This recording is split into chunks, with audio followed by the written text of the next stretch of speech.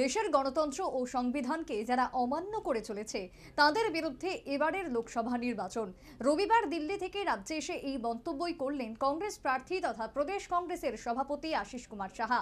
সেই সাথে তিনি বলেন, রাজ্যের মানুষ ভালো নেই আর এর জবাব আসন্ন নির্বাচনে ভোটাররাই দেবে। কেন্দ্রের শাসক দল বিজেপির পর কংগ্রেস ইতিমধ্যে তাদের প্রথম পর্যায়ের আসন্ন লোকসভা নির্বাচনের প্রার্থী পদ ঘোষণা করেছে।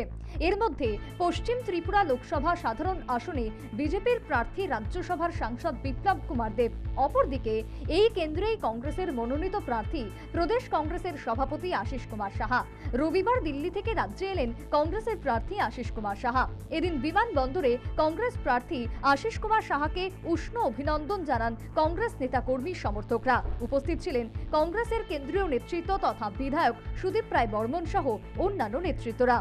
এদিন সাংবাদিকদের সাথে কথা বলতে গিয়ে কংগ্রেস প্রার্থী আশিস কুমার সাহা বলেন, যারা দেশের গণতন্ত্র সংবিধানকে অমান্য করে চলেছে তাদের বিরুদ্ধে এবারের নির্বাচন। সেই সাথে তিনি বলেন, রাজ্যের মানুষ ভালো নেই, এর জবাব আসন্ন নির্বাচনে ভোটাররাই দেবে। দেশের গণতন্ত্র, দেশের সংবিধানকে যারা অমান্য করে চলেছে, যারা সংবিধানকে ঘৃণা করে সংবিধানকে দুর্বল করার চেষ্টা করছে, তাদের বিরুদ্ধে এবারের এই নির্বাচন এই দিক থেকে ত্রিপুরারও ক্ষেত্রেও গুরুত্বপূর্ণ। ত্রিপুরা রাজ্যে মানুষ শান্তি চায়, ত্রিপুরা রাজ্যের মানুষের মর্যাদার সঙ্গে তারা বাঁচতে চায়।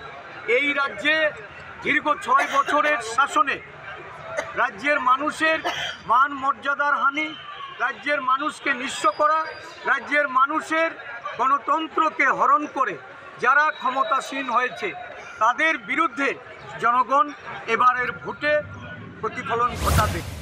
একই সাথে তিনি জোর গলায় বলেন, বিগত 40 বছর যাবৎ তিনি রাজ্যের সাথে জড়িত রয়েছেন আর নির্বাচনে এর ইতিবাচক দিকটি প্রতিফলিত হবে। রাজ্যের মাটিতে রাজনীতি করে আসছে মানুষ, 40 বছরের অভিজ্ঞতায়, আর 4 বছর যিনি এই রাজ্যে হঠাৎ করে এসে মুখ্যমন্ত্রীর দায়িত্ব পালন করে গেছেন, মানুষ তার অভিজ্ঞতার নিরিখে ভোট প্রদান করবে। আমি চাই রাজ্যের মানুষকে শান্তিতে, তাদের মর্যাদায়, তাদের মান সম্মান সমস্ত কিছু রক্ষিত করে তারা যেন সুরক্ষিত থাকে, এই দৃষ্টিকোণ থেকে বিবেচনা করেই মানুষ ভোটাধিকার প্রয়োগ করে। প্রসঙ্গত উল্লেখ্য, বিগত বিধানসভা নির্বাচনে বাম কংগ্রেস জোট শাসক দল বিজেপির বিরুদ্ধে নির্বাচনী ময়দানে অবতীর্ণ হয়েছিল। জল্পনা এবারও কি বাম কংগ্রেস জোটকে দেখা যাবে নির্বাচনী ময়দানে?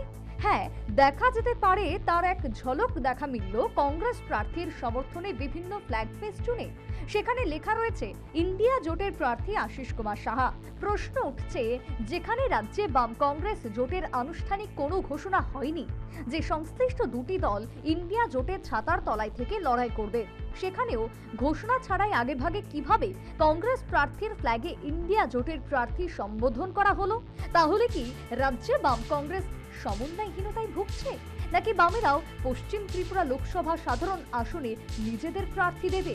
আর এই নিয়ে জল্পনা কল্পনা রাজনৈতিক মহলে। Bureau report, news vanguard.